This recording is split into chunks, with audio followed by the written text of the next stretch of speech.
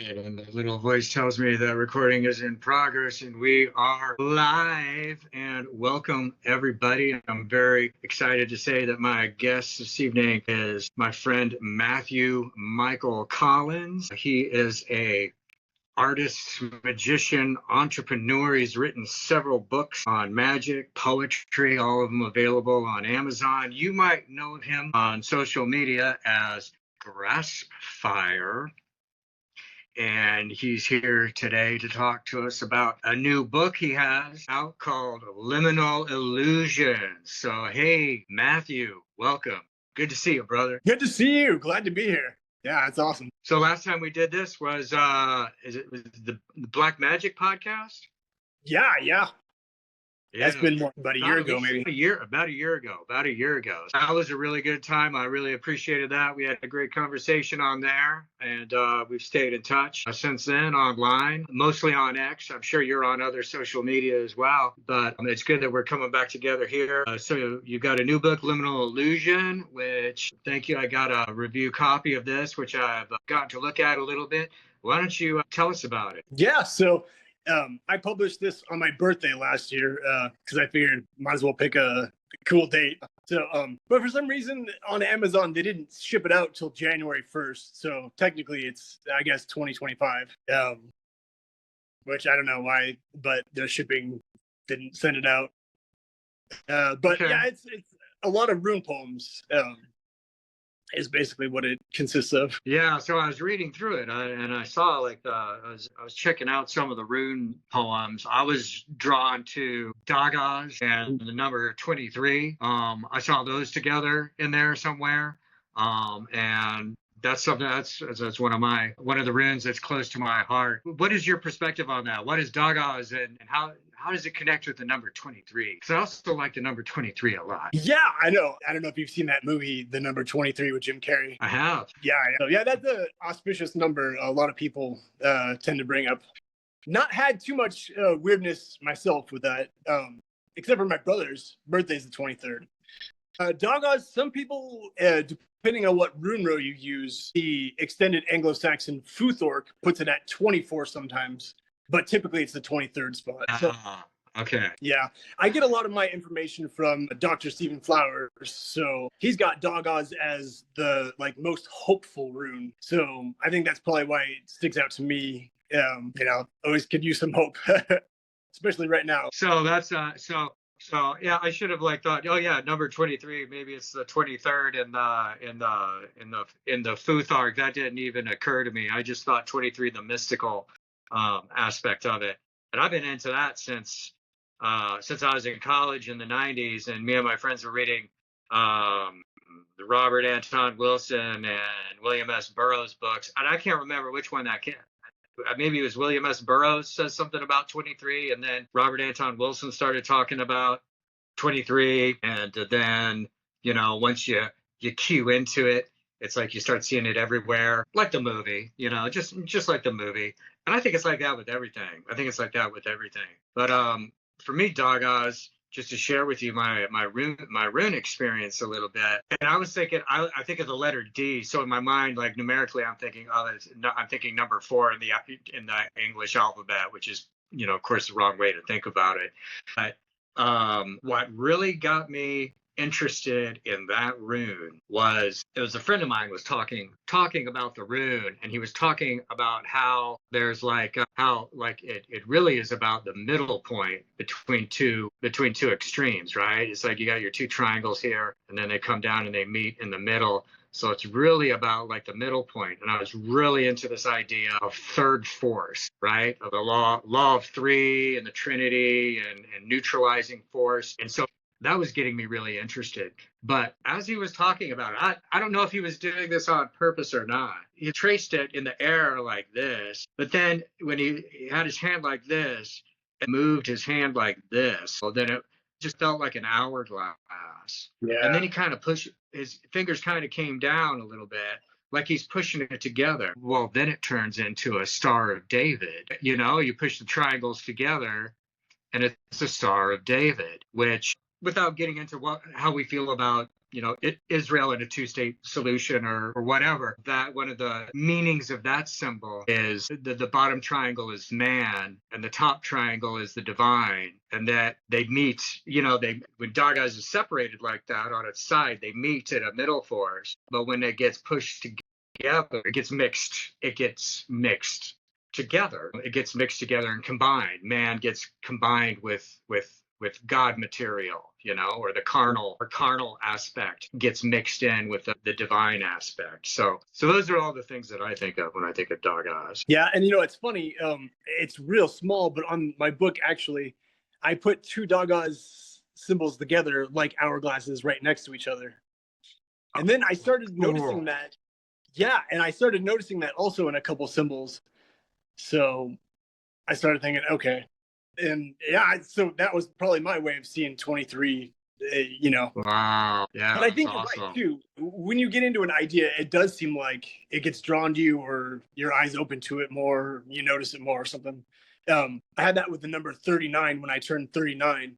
I started seeing passage 39 and I'm like, come on, what's the chance that I turn to page 39 or I walk in the clock and it's 139 or whatever, Oh, yeah. And it's all full of I remember being 39 myself, and remember it's like the whole concept of three and triads just completely seems to pervade that. Well, Tesla's got that whole thing with 3, 6, and 9 being super important. It does. What's that? Are you talking about Nikola Tesla, or are you talking about the car company? No, Nikola Tesla. Okay, yeah. So remind me, what's the 369 thing with Tesla? So he says that's the secret to the universe. I'm not sure I understand, but I find it interesting because of, like you were saying, 3 seems to be an interesting number, and 9. So, growing up, 27 was my favorite number because 9 times 3. So. Right. So how did you get into the runes in general? What has drawn you into the runes to the extent that you make a book of rune poems? So I was probably 18 or so, and I saw the band Therion, and they had runes on their sleeves. And I told my buddy at the time, he plays for the band Hellsought, and I said, man, I'm going to learn whatever these funky letters are because they just stood out to me. I'm like, I don't know what it means, but that's cool. And it probably took me another 12 years to get a book on them. I don't know how, but I got a little box of runes that came with a cloth to lay them on and a little bag of runes and stuff. And then I got the book that probably most everyone gets from Ralph Bloom, which I've heard is a little bit disposable depending on who you ask, I guess. But I read that and it left me wanting, it was cool. It was more like a novel than information on runes, though. So then I went to a local, I guess, witch shop, Lady of the Lake, and they had a book from Dr. Flowers called Northern Magic. I think it's got a longer title, but that's the basic title. And I'm glad he had the younger Futhark, which uses 16 runes, right next to the elder Futhark, because that book mainly focuses on the younger. So I would have been confused otherwise, but he explains the history of them and everything, which I'm not the person to ask too much about that. But yeah, I was glad for that. Otherwise, I would have been really thrown off. Because Ralph Bloom throws in an extra blank rune, the 25th rune, which I guess isn't really attested for anywhere in history. So that's interesting. So my first Flowers book, I was not really interested in the runes in general. It never spoke to me in my pathway as I was getting into the occult and pursuing magic and trying to learn about these things. I was into the tarot initially, and I started reading, I think it was Fire and Ice is the first Flowers book that I read. And I read it because everyone else I knew was reading it. Other people I knew were reading it, who I respected. And so I read it for that. And I thought it was interesting. That book doesn't really tell you that much about the runes, though. And I think it was a little bit after that, I read Futhark. And I thought, this is cool. No, I grokked this. I'd also been studying Aleister Crowley's 777 and other Kabbalistic writings and kind of going through this period, which I think I think a lot of people go through this period where you discover correspondences and you discover all these tables of correspondences. And I mean, that's like 90% of what the occult is correspondences, and write books about correspondences and people writing new books about correspondences. And the runes, I'm like, oh, okay, so these are here's more correspondences. And I thought that's really interesting. But it wasn't really until I had this experience that I was relating to earlier, where I was talking with someone directly about it. And then and there was something about that experience where I just took an imprint on that particular rune. After I had that experience, I felt that I had a personal sort of connection with that rune. Maybe you'd say the rune is like inside or awaken, whatever. There's, I think Dr. Flowers talks about this somewhere, that all of the runes, they're out here, but they also represent, parts of us that are inside, and maybe it awakened that part of me that was inside, or that part of me that was inside was ready to receive that at the time. And that's really, and that I think also really connects with what he talked about with the word runa, or the mysteries. And that's the essence of the runes. That's like what the word runa means, mystery. The word, runes, it means the mysteries, is like literally what these Vikings were calling this stuff. Yeah, the mysteries, the things that we carve up here. And that there's something about the mystery and being in it, being in the question, being in a state of question that somehow does something for us. It did something for me that just reading books, wasn't doing. Yeah, definitely. For me, I think it was Uruz was the rune that did that for me, the second rune. And why is that? So I was meditating on Uruz, and I saw a birch tree, and then I saw an owl fly out of it. And I'd never had that kind of experience before. So it stuck with me. And it's weird because then I went out one night, and I forget what I was doing, but out of the trees flies a barn owl, and man, I'll never forget that. Those things are loud, and it scared the crumbs out of me. So I think that kind of, not that it validates the experience except for subjectively, but yeah, just something that'll, stick with you forever, just because it was so wild. Yeah. And especially with nature, because it's like these things that happen to us, that a synchronicity, which kind of goes back to what we were talking about with 23, right? It's the experience of synchronicity. There's something about that experience that alters your conscious state for a little while. But then you find, if you just pursue these external events, searching for that feeling again, that it ultimately doesn't go anywhere. And so how to bring that altered state of awareness inside, and how to be able to have that without any reliance on external things or things connecting or being reactive, because that's the thing. It's still a reaction. Even like my story, I was talking about, well, this guy was telling me this, and he did some stuff with his hands, and it made me go, wow. Well, I was reacting to something that was happening outside of me. So my question became, how do we get that experience within ourselves without having to rely and pursue these external things? And I know one of the things that you and I have in common, and maybe this is a good segue into that, is breath work. And, you've talked about that being something very important. Can you talk a little bit about your understanding of breath work and how you use it? Sure. Yeah, from a scientific standpoint, I'm nowhere near being able to write a book on it, but I probably 16 hours of lessons with a guy named Dave Lee, who teaches connected breathwork. And that changed my life. It's like having a psychedelic experience without any substances. It's like kind of like lucid dreaming, but you're awake still. And to achieve that, I think people would not party so much if they realized how in touch with the divine we could be using breath work instead of something dangerous, which, I've unfortunately lost a few friends due to partying too much. And so that's something, that I'm passionate about, is, trying to make people aware that you don't have to do that to have a cool experience. Because, it sucks to lose friends early. No, I agree with that. I'm 57 now. I've lost a lot of friends from back in the day from drugs and alcohol and stuff like that. But there's something about it that that brings you back to this awareness that the source of divinity is actually within you. All of the teachings about breath are also about watching the breath. And this is the case with almost any kind of school or system or whatever theory of breath work. Like, there's lots of different theories about it. All of them require you to pay attention to it or watch it, to watch the breath.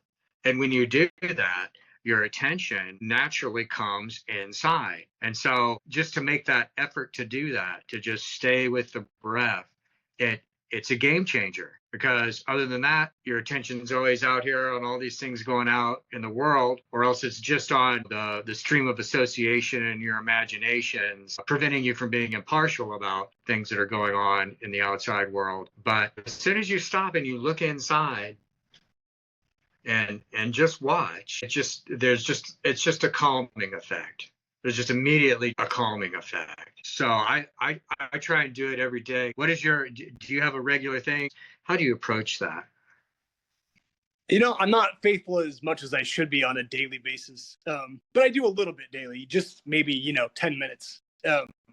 And to me, that feels like I'm not being faithful, because I was doing it for an hour at a time. For me, I almost feel like I need some sort of outside validation, like to join a class with somebody or something to get back into it, which sucks, because it's something you got to do yourself. But reading your book, Second Awakening, got me back into it for a while there. There's just something about, I don't know, realizing that other people are getting something from this too, and you remember, oh man, that's right.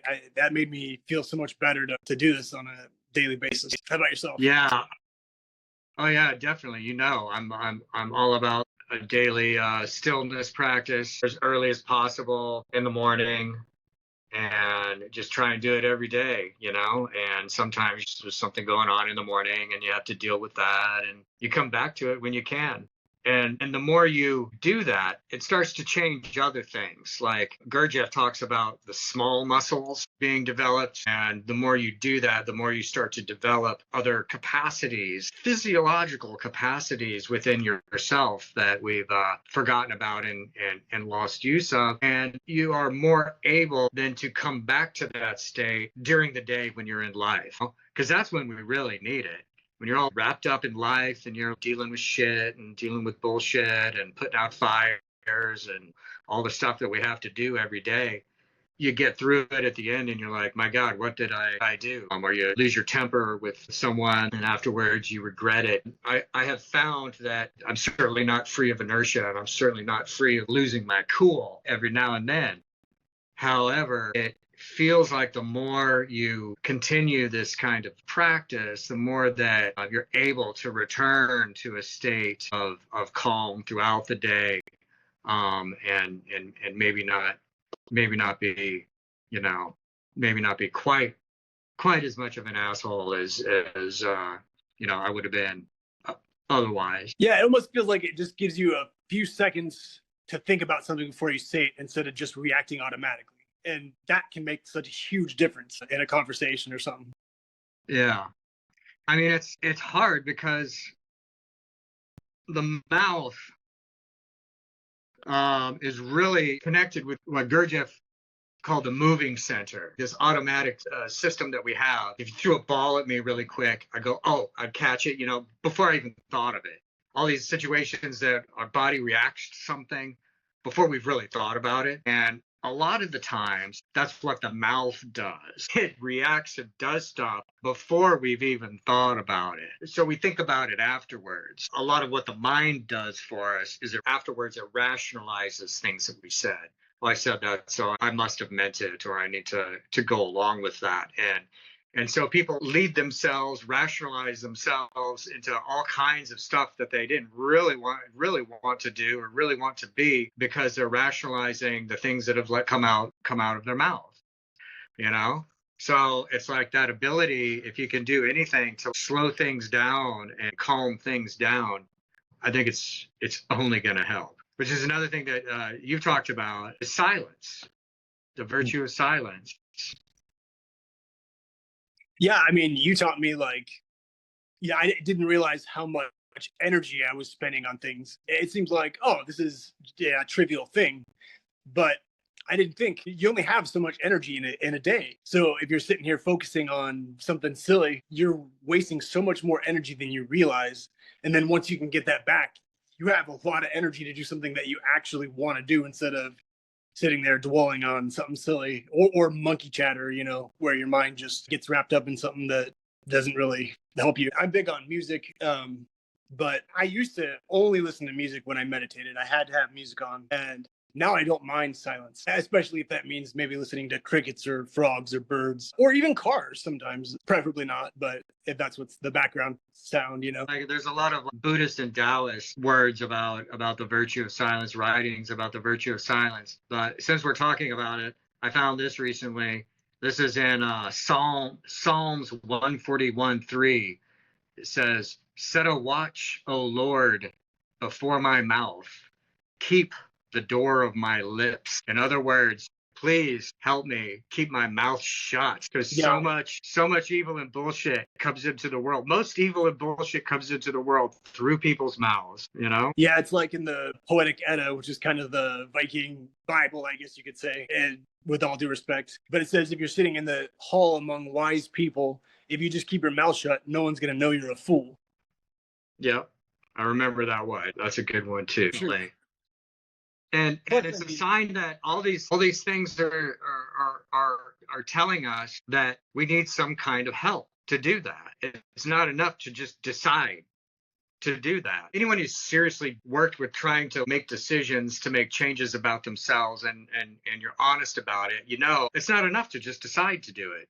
Because I make a decision, I'm going to make this change in my life. I'm deciding I'm only going to have one beer tonight, and then I'm going to ride home because I have a test tomorrow. And then a few hours later, well, it's a different I that's in charge now. He doesn't care about that obligation, and he's not going to be around when I have to get up in the morning. So we realize at a certain point that we need some kind of help to be able to make those kinds of serious changes, to keep the mouth shut, to stick to a regular program with something. We need some kind of help for that. And a lot of people won't want to say that they need help. The ego doesn't want to say that it needs any kind of help because, I'm a big, strong, tough magician.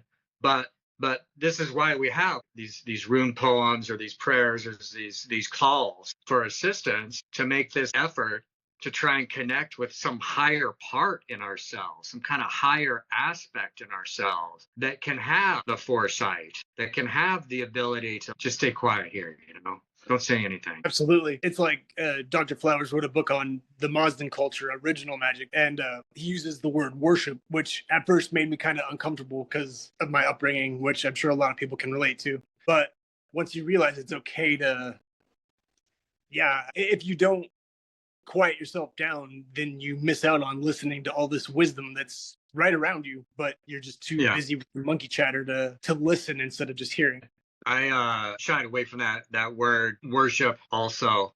I'm thinking of the Good Religion. The Good Religion is the one that really got me interested in Zoroastrianism. And the way I look at it now, I don't know if I'm explaining this in a perfect way, but we certainly have this possibility of a higher self, or the Fravashi, or the holy guardian angel. In the Gospels, it's called the Paraclete.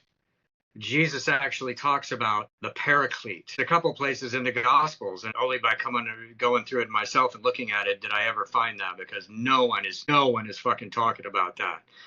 But that is a universal thing in the old world, that we have our higher self within us. We're cut off from it in a fallen state, the sleep state. We're removed from it, but we can reconnect with it. And then beyond that, then there becomes this question of causality, the question of, what created the Fravashi. So in the Good Religion, that's Ahura Mazda. So we can say Lord, we can call it Lord Wisdom, but you could also call it the Father. It's the same thing. Lord Ahura Mazda is the father of all of. Then people get into you maintain individuality, or do you merge with the original causal principle? And the thing is just nobody fucking knows what even that means. There's no way that we can, even in our human state, even like with our monkey brains, even know what that means. If I say, yeah, we definitely merge and you lose yourself, I mean, what am I saying? I'm talking out of my ass. I don't know. No one knows until they get there. If I say for sure, you're just always going to, always going to be separate. Well, I don't know that either. But I know that the direction of it, that's what we have, is the direction, right? All of these ideas are taking us in the direction beyond the carnal body, beyond the earthly existence, the body that's ash to ash, dust to dust. It's all moving beyond that. That is all you need to start making a difference. And that's where the daily practice comes in, huh? I think so. I mean, for me, it has. Everyone has their own way. Everyone has to put the pieces together themselves. Yeah, I think even just thinking about it daily keeps you kind of on track, you know? Mm-hmm. And this is something else that I wanted to ask you about is, do you think it's important that we always are always continuing to learn and to not be afraid to make mistakes? Yeah, I mean, I know I've made lots of mistakes, and I'm sure probably anyone that's honest does, you know. And that's something about Norse and Mazdan or Zoroastrian culture is being honest, you know, probably most especially with yourself, because it's so easy to just lie. I know I could have stopped and not had 23 beers last night, but I chose to.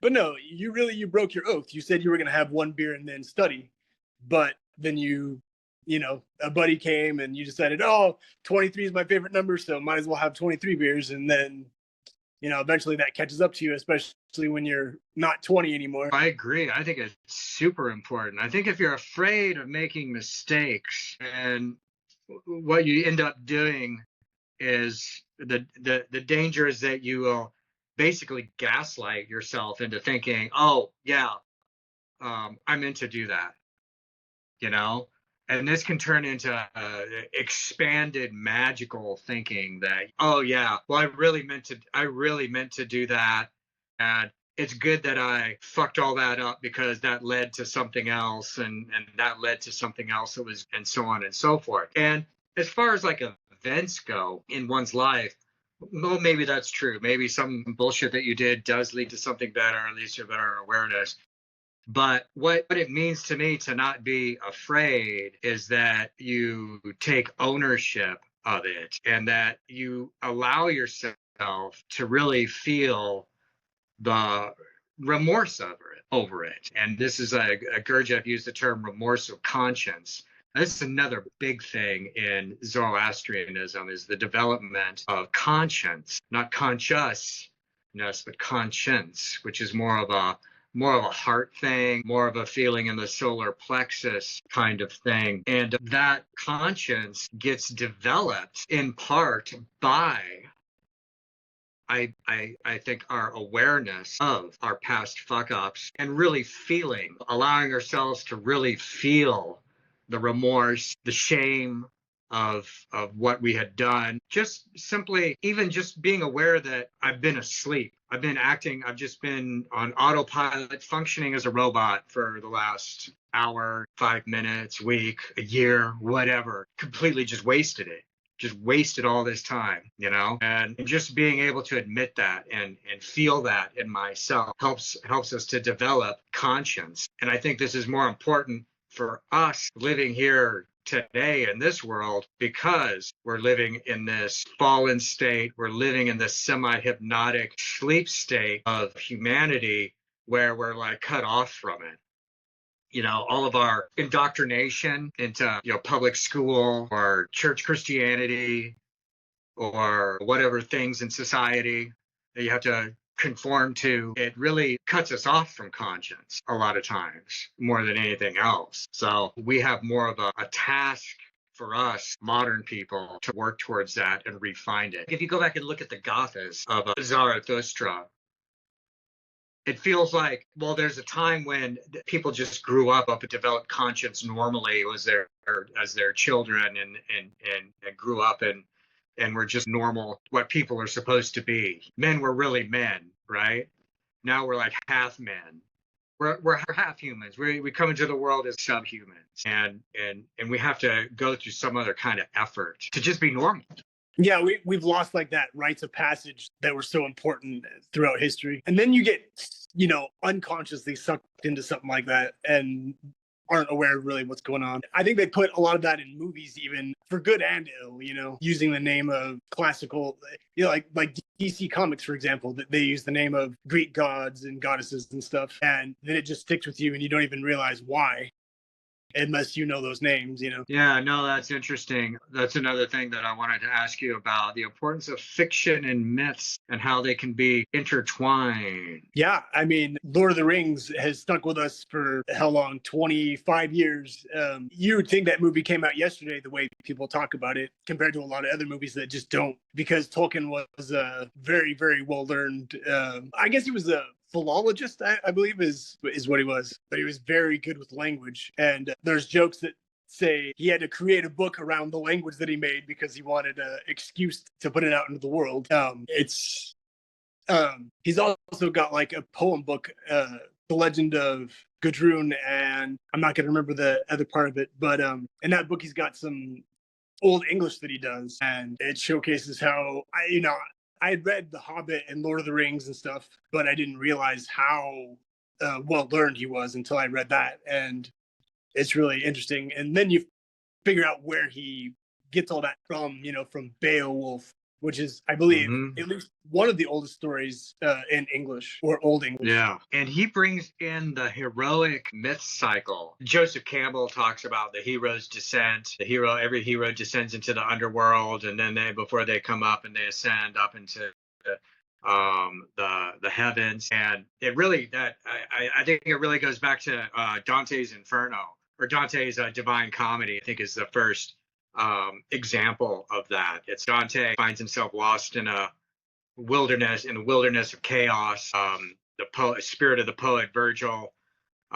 is kind of like his holy guardian angel, and says, no, you can get to order and you can get to paradise, but you have to go down to the depths of hell first. And so that begins his whole journey. And Hobbit and Lord of the Rings, they all follow this myth cycle.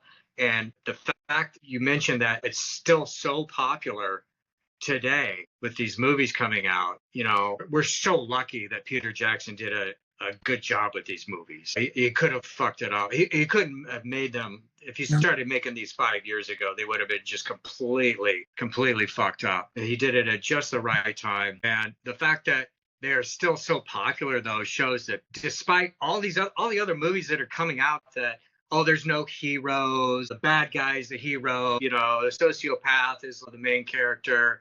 All these, basically, they're postmodernist deconstruction. We're going to deconstruct and tinker with the narrative structure of the hero, of the mythical hero. And the fact that those Tolkien movies are so popular, it shows people still want that. People are still hungry for that. They can throw all this postmodern deconstructionist shit at us, but people still want to hear about how a hero overcomes evil and inertia and rises to the top and has success. People still want that because it's something that speaks to the soul. And so many different cultures can relate to that. I can hear Christians talking about it, or pagans. It doesn't matter. It talks to all of them because it's such a necessary part of becoming a man, like you were saying, that we've lost. That we've lost. It appeals to something in the heart. It appeals to something in the soul. The deconstructionist, postmodernist stuff, all it appeals to is your resentment and hatred and the desire to, what do you call it? Is it Schadenfreude? Ooh, What made, like, in the Roman Colosseum, what makes people go, yeah, kill him? People like love to see that. What is that, Schadenfreude, or what is that? Is there a word for that? Yep, I think that's it. Okay. Yeah, sounds good. And that's why horror movies, I mean, it just gets to more and more gore instead of, back to maybe a person like Alfred Hitchcock, who was so psychological. He didn't have to show anything that was explicit. You imagine. Oh, yeah. And it's so much more powerful. Oh, yeah. No, I hate it. I can't stand that shit anymore. So was it about when those movies, Hostel and The Saw, basically like torture porn, I just hated that stuff, and I just can't stand any of that type stuff. And then horror movies now are just like it's the haunted house on Halloween. It's just scare things jumping out at you, and the whole psychological thing, like you said, Alfred Hitchcock. It's like that's so rare now, so rare. Yeah. Yeah, I like to read or actually watch the movies based on M.R. James, who's an old English writer. He's got some English ghost stories that were real popular around like Christmas or Yule time in England. And yeah, it's way more psychological because now all you could do is just keep trying to one up. Oh, we've got to have more gore, more gore. That's the only way to make a good movie. And you lose all the story and character development, and Right. yeah, it's a shame. No, the good horror movies, they have a hero in them. So I mean, Halloween. Jamie Lee Curtis is clearly the hero in the first Halloween movie. The rest of them I don't give a shit about, but the first one, she's the hero in it. And okay, yeah, the bad guy still lives, but that's fine. So you can make a sequel. John Carpenter's The Thing. There's it's apocalyptic. It's apocalyptic, but Kurt Russell's definitely the hero of it. It leaves us with him as the hero who fought through to the end with his friends. So we need heroes. There's a reason heroes have existed like mythologically forever. And something else interesting you said is about the names of them. The names of these things continue in modern films, and weaving of it. Okay, so here's a very recent example. Have you seen Tron Ares? I have not. Okay. I saw it, so that's a great example. They bring Ares into it. And you just pause for a moment and say, isn't it interesting that things like that have survived? Names like Abraham and Moses survived. That's not that amazing because, their books have been around and everything. And the Greeks have like survived in literature. But then something like the Egyptian deities, which all of the information about it got smashed out at a certain time. It's amazing that these things still survive in our culture to where they're just names, Anubis and Isis and stuff are all like so commonly known and commonly in the consciousness. And all of them lead us back to themes of heroism, pretty much without fail. Yep. Nike. Oh, yeah. Nike. The Nike slash and Nike, the goddess of victory, right? Yep. Right. And so she's the famous statue with the wings and the head is broken off of it, right? I believe so, yeah.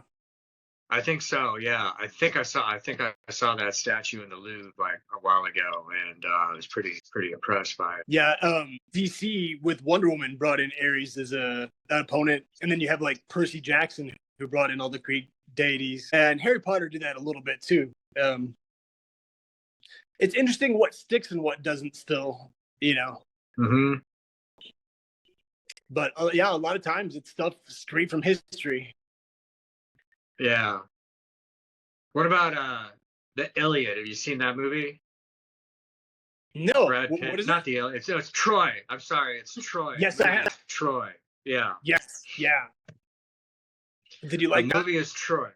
So I did. I liked it. I first saw it, a while back when it came out. I thought, yeah, this was pretty cool. And I had read the Iliad when I was younger, but I didn't really read it well. There's some heavy shit in there. There's some really deep stuff going on in addition to the incredible battle scenes. And so then I went back and watched the movie after that. And the movie's really good. I have to say they did a good job, considering you have to condense what is a long period of time into a very, into a few, same with Lord of the Rings. You consider they have to condense it and you don't have internal dialogue, all that, all that given. They did a really good job with it. They added in the Trojan horse. The Trojan horse is not actually in the Iliad. That's in the Aeneid, which is a later book. But I mean, that's fine. They threw it in to give us we wanted a happy ending where the Greeks come out and win. So, and it really centers around Ares And I think Brad Pitt just did an incredible job of Ares. And so when I was reading, because when I was reading it, I'm imagining Brad Pitt all the time doing not Ares. I'm sorry, Achilles. He plays the hero Yeah. Achilles. Yeah. But it's just an excellent job of portraying him, and it brings you back to this like how so much of like paganism, the gods like represent at that time in Greek paganism, the gods largely represent the passions, you know, and this time, the Dark Ages time period that Homer is talking about. They're personifications of nature, yeah, but also human passions, lust and anger and revenge and all of this stuff. And it's only at the very end, after all of this incredible suffering and loss of human life, that the king of Troy sneaks in has a special council with Achilles and begs him to give him back his son's dead body so he could give him his burial rites and stuff. And Achilles has a moment, what we were talking about before, conscience. He has a moment of conscience that arises. And so there's a lesson in that without conscience, how brutal people can be to each other just over lust. Because that's all that causes this war. It's just over lust. Someone fucked someone's woman and took her away. Well, we're gonna go fucking get them.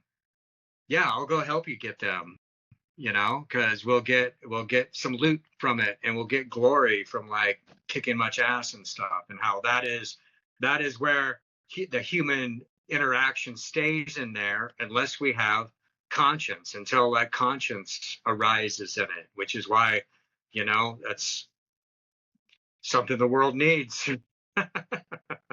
Yeah, absolutely. Yeah, and those quotes, I mean, it would be a good movie if it was just exciting, but it stops and gives those deep philosophical quotes that can be meaningful just on a personal level. You know, you're in a battle against all odds, but you're a lion. You know, you rise up and do what you got to do.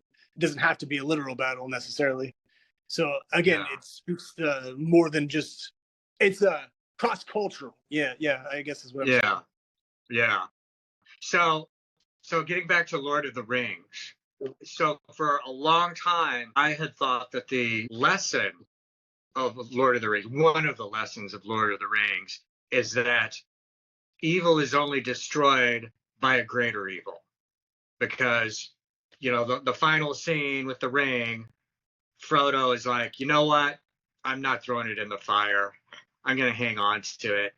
And things would have gone that way, except the greater evil, Gollum, grabs the ring and then falls into the pit, right? And so that's how it ends.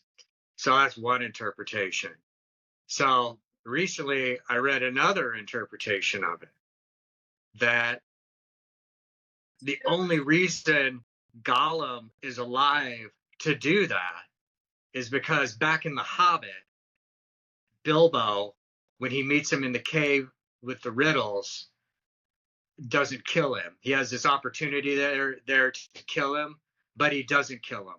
And Frodo and Gandalf talk about this in the Fellowship of the Ring, that, you know, Frodo's like, well, why didn't he kill the vile creature? And Gandalf is, well, because of pity and mercy. And I'm going to tell you now, it's because of conscience, right? It's because Bilbo is a character who has conscience, and it haunts him all through the story. He's struggling with it. Oh, I can't go on this adventure, you know, and and that's why Gollum was alive, to grab the ring and fall down into it. So it's like, so in that sense, no, it's a story. It's not a story about combating forms of evil, which is like the World War II. You want to say that's the World War II model, right? Whoever's got the baddest fucking whoever drops a bomb on the most people, you know, they like win. No, it's because like a conscience allowed things to change in such a way that there was a good conclusion to it. Yeah, and Gandalf says, I can't decide who lives or dies, and either can you. All we can do is, you know, deal with the pieces that were dealt with morality, like you said, and honor. Right. Yeah. Yeah, it is really interesting. definitely.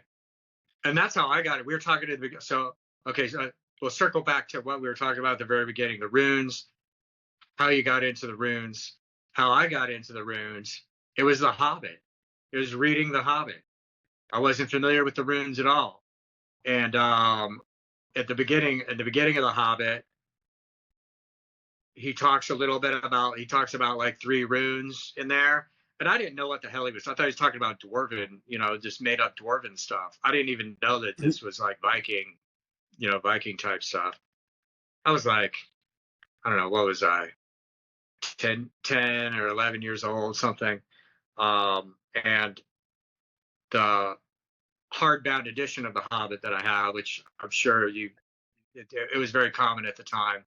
It had like runes going around the cover of it, just these rune symbols, or like around the frame of the cover of it. And so based on those, like the 3 runes that he gives in the preface, I went and figured out what letters he tells what letters those correspond with, and I went and I figured out those letters on there, and then I just started decoding from there. It's enough to you can figure out, oh, here's the word the. This is obviously the word. This is obviously Hobbit. So now I know OBBIT. And gradually you learn more letters, and eventually I figured it all out. And sometime after that, I found out, oh, these are runes and they're Viking. But then, shortly after, or a few years later, when I was in high school, and everyone's into Ozzy Osbourne, Ozzy came out with his album "Speak of the Devil," which I have on vinyl. I don't think you can get it anymore. He did this tour. Are you familiar with it? Are you familiar with the album? Oh yeah, I love Ozzy. Yeah. So it's like him doing old. He went on tour and just did Black Sabbath tours and released this double live album, and there's runes around that as well. And since I knew the runes from doing The Hobbit, I translated the runes around that album cover, and then I told my friends what it meant. And what it meant, it's a message about Randy Rhoads. It's a message about Randy Rhoads dying, and this tour is a dedication to him, and it really breaks me up every day, his loss, something to that effect. And so I went and told all my friends that that's what that says for Ozzy Osbourne. And that was the beginning of my high school or junior high school reputation of being an occult dude. That did it, huh? That did it. That's all it takes. Some runes and Ozzy Osbourne. That's awesome. Yeah. Cool. Yeah, I'm glad to see it nowadays, like How to Train Your Dragon and Ben and Holly's Magical Kingdom, which is from the makers of Peppa Pig. Those both use runes and use them rightly, which is cool to see. Oh, yeah. And then what about, did you see the Vikings series? I only saw one episode of that. Did you watch that? Yeah, I watched the whole thing. I think I watched the whole thing. I watched really far into it. I might have missed like the last season or something because it all these series like kind of lose it towards the end. But yeah. I mean, it was really good, and it got good props for being authentic. And again, they condense things, right? We only know this very small bit of information about the real historical Ragnar Redbeard or and his like sons, and these historical figures appear in it, and so they expand upon them and show them in relationships and the day-to-day type stuff. But like one of the first things that happens is they go raiding in England to the Lindisfarne Monastery, which historically that's where they first saw the Vikings. They were historically accurate when they could be, and there's a lot of rune and Asatru stuff going on in it. They do very, very unashamedly and very awesomely, I have to say. Cool. I'll have to check totally worth it. Yeah, totally worth it.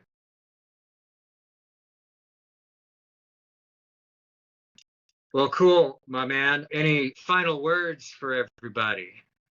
No, just thanks for having me on. This has been great. Yeah, it's good to catch up. Yeah, absolutely, man. Definitely. Very good to catch up. I appreciate your work. I appreciate your presence and interacting with you on X and TikTok. What other social medias are you on? I've got YouTube as well, kind of just goofy stuff, but yeah, and Instagram. But I use X the most, honestly, as well, because like you were saying, it's free speech, so Yeah, I appreciate that. yeah, Or 100%. I call it Twitter, but Yeah, I still call it Twitter too sometimes. So, yeah, and you're at on all of those. You are Grasp Fire. yep. GRASPFIRE. Yep. Cool. All right. Well, man, I hope all the people watching this go and follow at Grasp Fire and check out his books on Amazon because it's all good stuff. Thank you. All right, brother. Take care. Keep fighting the good fight, and we'll talk again. Sounds good. Thanks for having me on. Stop.